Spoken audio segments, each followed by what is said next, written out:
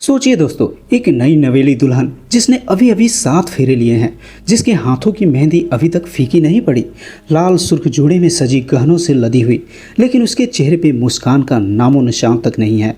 वो कमरे के एक अंधेरे कोने में दुबकी हुई बैठी है। आंखों से लगातार आंसू बह रहे हैं, होठ कांप रहे हैं और उसका पूरा शरीर डर से थर थर कांप रहा है, क्योंकि उसे एहसास हो चुका था कि जिस रात का सपना हर लड़की बचपन से देखती है, वही रात उसकी ज़िंदगी का सबसे डरावनी रात बनने वाली है। और ये लड़की पूजा है और कमरे के बाहर उसके पति अरुण की गुस्से भरी आवाज़ें लगातार सुनाई दे रही है। चीखें, गालियाँ, धमकियाँ, हर गुजरते पल के साथ दरवाजे पे पड़ती उसकी आवाज़ें और भी डरावनी होती जा रही थी। ऐसा लग रहा था कि मानो दरवाजे के उस पार कोई इंसान नहीं बल्कि एक भयंकर तूफान खड़ा हो।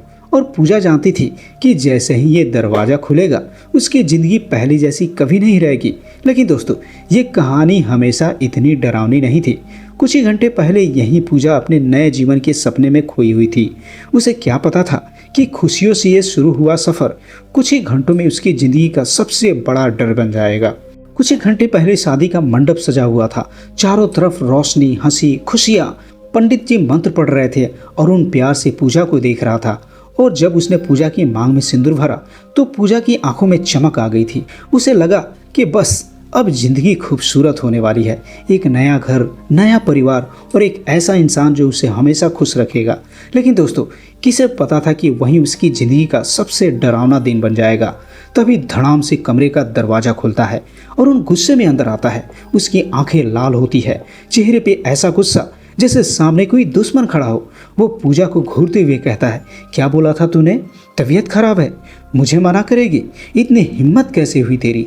ये सुनकर पूजा की सिसकी निकल जाती है और यहीं से शुरू होती है उस लड़की की कहानी जिसने प्यार का सपना तो देखा था, लेकिन बदले में मिला उसे डर।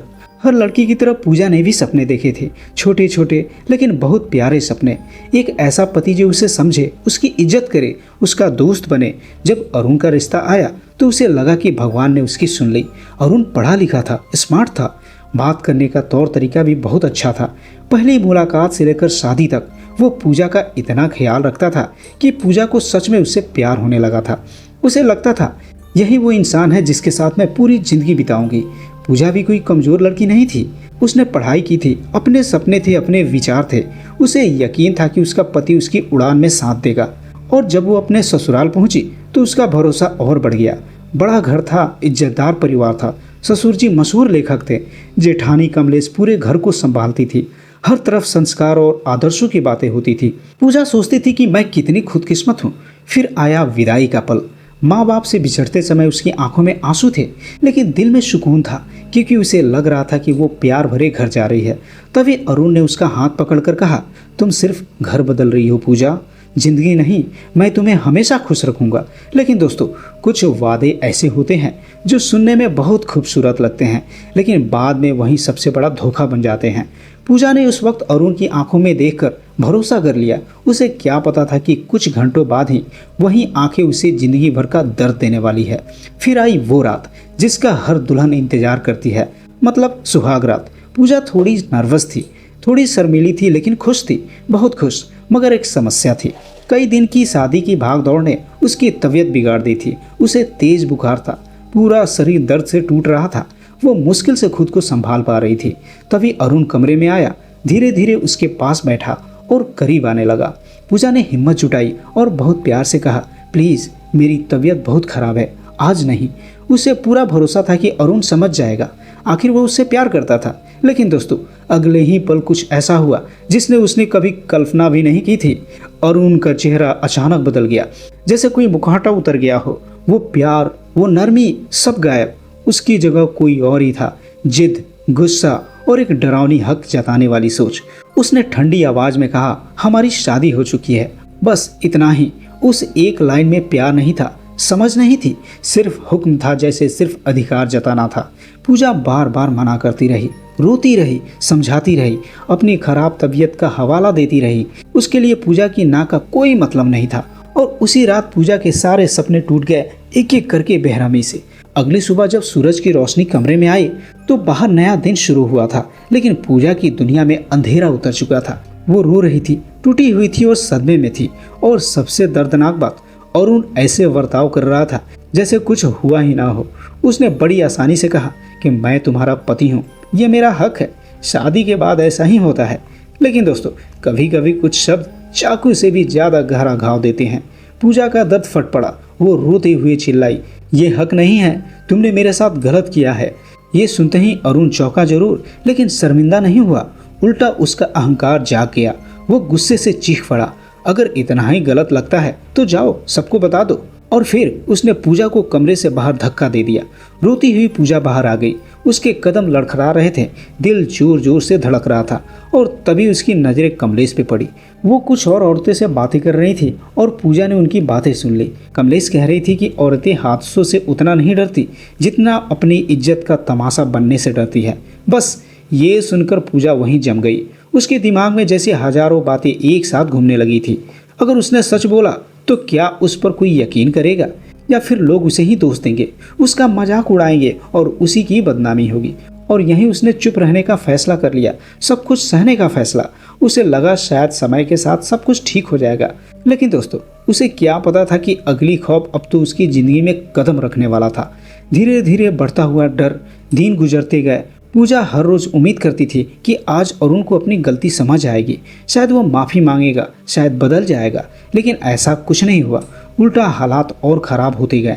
दिन में अरुण सबके सामने अच्छा पति बनता, मुस्कुराता, ख्याल रखने का दिखावा करता, लेकिन रात होते ही जैसे दूसरा इंसान बन जाता। पूजा के लिए हर रात एक डर बन चुकी थी, ऐसा डर जो शाम ढलते ही उसके सीने में बैठ जाता था। वो हर समय सहमी रहती थी और घबराई रहती थी और बिल्कुल टूटी हुई रहती थी। उसका आत्मविश्वास भी खत्म हो चुका था, उसकी मुस्कान तक गायब हो चुकी थी और उसकी जिंदगी धीरे धीरे कैद खाने में बदल रही थी। फिर एक रात हालात इतने बिगड़ गए कि पूजा पूरी तरह से डर गई। वो भागकर बाथरूम में घुस गई, अंदर से दरवाजा बंद कर लिया। रोते हुए बार बार कह रही थी कि प्लीज़ मुझे छोड़ दो, मेरी तबीयत ठीक नहीं है। लेकिन बाहर खड़ा अरुण चुप नहीं था। और फिर उसने ऐसी बात कही जिसने पूजा की रूह तक हिला दी। उसने दरवाजे के बाहर से कहा कि मुझसे झूठ मत बोल, दरवाज़ा खोल, मुझे खुद चेक करना है। एक पल के लिए पूजा की सांस रुक गई। उसे समझ आ गया कि सामने खड़ा इंसान उसकी बात सुनने वाला नहीं है, उसकी तकलीफ समझने वाला तो बिल्कुल नहीं है, उसकी ना की कोई कीमत ही नहीं है।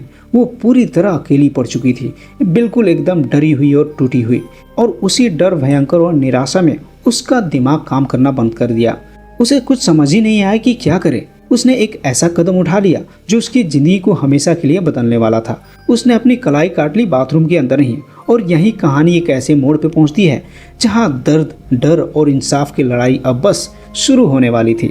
अब सोचो दोस्तों, जिस लड़की ने दर्द से तंग आकर अपनी कलाई काट ली, जिसे लगा कि अब उसके पास बचने का कोई रास्ता नहीं है, अगली सुबह जब घर वालों ने देखा तो पूरे घर में हड़कंप मच गया। चारों तरफ अफरा तफरी मच गई।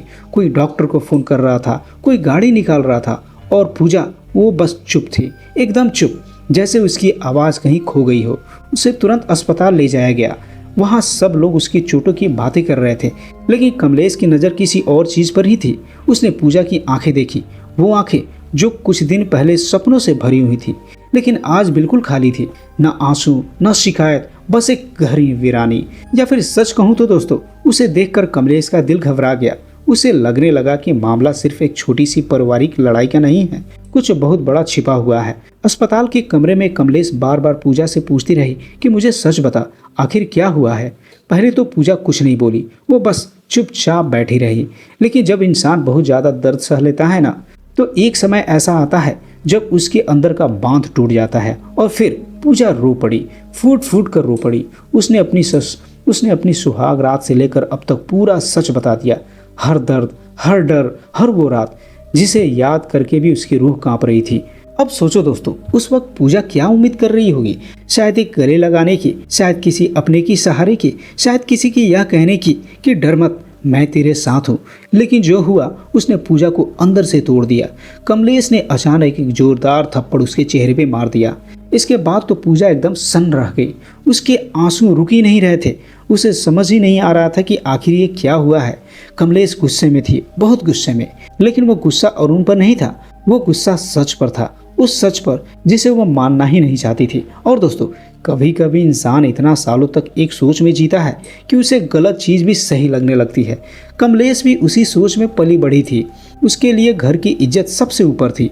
इसके लिए अरुण सिर्फ देवर नहीं था और वह मान नहीं पा रही थी कि उसका अपना अरुण इतना बड़ा गुनाह कैसे कर सकता है। इसलिए उसने पूजा की बात सुनने के बजाय उसी को ही गलत ठहरा दिया और बस यहीं से पूजा पूरी तरह अकेली पड़ गई। अब उसके पास कोई नहीं था, न पति, न परिवार, न कोई अपना।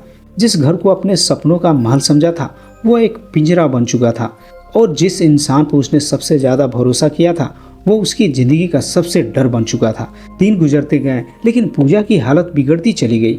वो पहले जैसी नहीं रही। अकेले बैठी रहती, किसी से बात नहीं करती, कभी खुद से बातें करने लगती तो कभी घंटों तक एक ही जगह घूरती रहती, कभी बिना वजह रोने लगती। क्योंकि दोस्तों, जब किसी इंसान से उसकी आज़ादी छीन ली जाए, जब उसकी आवाज़ दबा दी जाए, जब उसे बार बार यह महसूस कराया जाए कि उसकी कोई कीमत ही नहीं है, तो इंसान बाहर से नहीं अंदर से टूट जाता है। और वहीं पूजा के साथ हो रहा था। अब कहानी पहुंचती है सबसे बड़े मोड़ पर। कुछ दिन बाद पूजा अस्पताल में थी और तभी वहां अरुण आ गया, बड़ी बेशर्मी से, जैसे कुछ हुआ ही ना हो, जैसे वो किसी बीमार पत्नी का हाल पूछने आया हो। लेकिन इस बार किस्मत ने पहली बार पूजा के लिए किसी को खड़ा किया। डॉक्टर ने पूजा की हालत देखी, उसके घाव देखे, उसकी आंखों का दर्द देखा और जैसे ही उसने अरुण को देखा तो वो भड़क गया। उसने अरुण को जमकर डांटा, इतना कि पूरे वार्ड में सन्नाटा तक छा गया और फिर सिक्योरिटी गार्ड बुलाकर उसे बाहर निकलवा दिया गया। जब किसी ने पूजा को झूठा नहीं कहा, किसी ने उसकी तकलीफ को समझा और किसी ने उसकी चुप्पी के पीछे छिपी चीख सुन ली थी। और यही छोटी छोटी बात पूजा के लिए बहुत बड़ी थी। लेकिन दोस्तों, घर लौटने के बाद वही माहौल, वही नकली मुस्कानें, वही झूठी इज्जत, वही दिखावा कि सब कुछ बिल्कुल ठीक है, जैसे कुछ हुआ ही नहीं। लेकिन इस बार एक इंसान बदल चुका था, कमलेश। जी हाँ दोस्तों, डॉक्टर की बातें, पूजा की टूटी हुई हालत और उसके चेहरे का दर्द, ये सब कमलेश के दिमाग से निकल नहीं पा रही थी। उसे बार बार अपने ससुर की एक बात याद आने लगी, गलत करने वाले से बड़ा गुनहगार वो होता है जो गलत होते हुए देखकर भी चुप रहे। ये बात उसके सीने में हथौड़े की तरह बज रही थी। एक दिन वो अकेली बैठी थी, सोच रही थी, बहुत सोच रही थी। तभी उसने एक ब्लेड उठाया और अपनी उंगली पे हल्का सा चलाया, और बस हल्का सा। लेकिन जरा सा दर्द होते ही उसके मुंह से चीख निकल गई और उसी पल कुछ टूट गया या शायद कुछ जाग गया। उसे पहली बार एहसास हुआ कि पूजा ने अपनी कलाई काटते वक्त कितना दर्द सहा होगा, कितनी मजबूर रही होगी, कितनी टूटी हुई होगी। उस पल कमलेश को समझ आ गया, ये कोई पति पत्नी का झगड़ा नहीं था, ये कोई छोटी गलती नहीं थी, ये एक अपराध था। उसका अपना अरुण एक अपराधी था। उसके अंदर की औरत अब जाग चुकी थी, उसके अंदर का इंसान भी जाग चुका था। और उसी दिन उसने फैसला किया कि अब चाहे जो हो जाए वो चुप नहीं बैठेगी, वो पूजा का साथ देगी, और चाहे पूरा परिवार उसके खिलाफ क्यों ना हो जाए। और दोस्तों, बहुत दिनों बाद पूजा की जिंदगी में उम्मीद की एक छोटी सी किरण दिखाई दी। पहली बार उसे लगा कि शायद वो अब अकेली नहीं है। कमलेश का साथ मिलना पूजा के लिए किसी चमत्कार से कम नहीं था। कमलेश ने उसे कहा कि अगर तू चुप रहेगी तो ऐसे लोग मजबूत होते जाएंगे। ये बात पूजा के दिल में उतर गई। फिर दोनों ने एक बड़ा फैसला लिया, बहुत बड़ा फैसला, और एक ऐसा फैसला जो पूरे परिवार को हिला सकता था। उसने तय किया कि सच छुपाया नहीं जाएगा, सबके सामने बोला जाएगा। मौका आया कथा पूजन के वक्त का। घर में ढेर सारी औरतें जमा थी और हंसी मजाक चल रहा था। सब कुछ सामान्य दिख रहा था, लेकिन किसी को पता नहीं था कि कुछ ही मिनटों में सब कुछ बदलने वाला है। तभी कमलेश खड़ी हुई और उसने बोलना शुरू किया। उसने कहा कि हमारा समाज औरतों को देवी कहता है, लेकिन उसके अपने शरीर पर उसका हक मानने को तैयार ही नहीं होता। पूरा कमरा शांत हो जाता है ये सुनकर। सब लोग उसकी तरफ देखने लगते हैं और फिर उसने पूजा को आगे बुलाया। ये सब देखकर ससुर घबरा गए और उनके चेहरे का भी रंग उड़ गया। उसने पूजा को रोकने की कोशिश की, बहुत कोशिश की, लेकिन इस बार पूजा रुकी ही नहीं। वो सबके सामने खड़ी हुई और उसके हाथ कांप रहे थे, आवाज भी लड़खड़ा रही थी, लेकिन पहली बार उसकी हिम्मत नहीं कांप रही थी। उसने सबकी आंखों में देखते हुए कहा कि मेरे साथ गलत हुआ है, मेरे पति ने मेरे साथ दरिंदगी की है, ये सब जानते हुए कि किसी ने मेरा साथ नहीं दिया, और बस इतना सुनना था। पूरा कमरा शन रह जाता है, जैसे समय रुक गया हो। किसी के पास कोई जवाब ही नहीं था। उस दिन पूजा ने सिर्फ एक सच नहीं बोला, उस दिन अपने डर का एक जंजीर तोड़ी। उस दिन उसने अपनी आवाज़ वापस हासिल की। आगे का रास्ता आसान नहीं था। उन्हें समाज से लड़ना पड़ा, परिवार से लड़ना पड़ा, कानूनी मुश्किलों से भी लड़ना पड़ा, यहाँ तक कि उन्हें घर तक भी छोड़ना पड़ा। लेकिन अब एक फ़र्क था, इस बार पूजा अकेली नहीं थी। उसकी लड़ाई सिर्फ अपनी नहीं रह गई थी, वो उन लाखों औरतों की लड़ाई बन गई थी जो बंद दरवाजे के पीछे चुपचाप दर्द सहती रहती हैं, जो बोलना चाहती हैं लेकिन बोल नहीं पाती। तो दोस्तों, पूजा की कहानी सिर्फ एक लड़की की कहानी नहीं है, ये एक ऐसा सवाल है जिसका जवाब पूरे समाज को देना होगा। क्या शादी का मतलब किसी इंसान पे मालिकाना हक है? क्या रिश्ते में सम्मान से ज़्यादा अधिकार जरूरी है? और क्या किसी औरत की ना की कोई कीमत ही नहीं है? मैं तो यही कहूँगा कि आपके पास कोई भी इंसान किसी भी तरह की घरेलू हिंसा, डर या दबाव का सामना कर रही हो या कर रहा हो तो उसकी बात सुनिए, उसे अकेला मत छोड़िए, क्योंकि कई बार एक इंसान का साथ किसी की पूरी जिंदगी बदल सकता है। लेकिन कहानी अभी खत्म नहीं हुई है दोस्तों, ये कहानी सिर्फ पूजा की नहीं है, ये उस सोच की कहानी है जो आज भी कई घरों में जिंदा है। एक सवाल छोड़कर जाता हूँ, क्या शादी का मतलब किसी इंसान पे मालिकाना हक है? क्या शादी के बाद ना का कोई मतलब ही नहीं रह जाता? और सबसे बड़ी बात, अगर आपके सामने कभी किसी के साथ गलत हो रहा हो तो क्या आप भी चुप रहेंगे या आवाज उठाएंगे? कमेंट में जरूर बताइएगा। उम्मीद करता हूँ आपको ये वीडियो पसंद आई होगी। अगर पसंद आई हो तो प्लीज़ हमें कमेंट करके बताएं और इस वीडियो को लाइक करके अपने दोस्तों के साथ शेयर करना ना भूलें। हम फिर मिलेंगे एक और शानदार वीडियो के साथ। तब तक अपना और अपनों का ख्याल रखिए एंड थैंक्स फॉर वॉचिंग।